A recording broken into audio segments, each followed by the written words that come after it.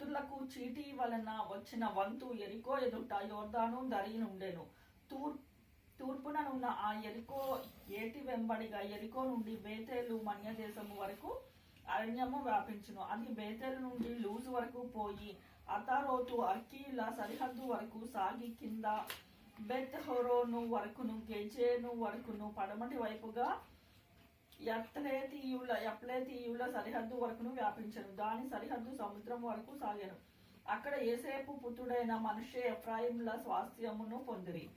ఎఫ్రాయిముల సరిహద్దు అనగా వారి వంశముల చొప్పున వారికి ఏర్పడిన సరిహద్దు అతారోతు అద్దాను నుండి మీది బెత్ హరోను వరకు తూర్పుగా వ్యాపించెను.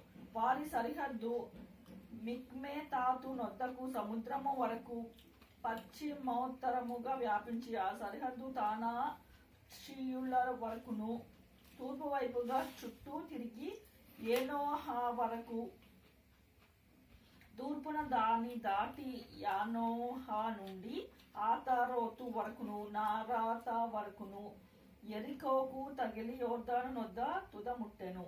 తత్పూర్య మొదలుకొని ఆ సరిహద్దు కానాయేటి వరకు పశ్చిమముగా వ్యాపించెను. అది వారి వంశము చొప్పున ఎఫ్రాయిముల గోత్ర స్వాస్థ్యము. ఎఫ్రాయిములకు అచ్చటచ్చట ఇయ్యబడిన పట్టణములు పోగా ఆ పట్టణములను వాటి గ్రామములను మనష్షీయుల స్వాస్థ్యంలో ఉండెను.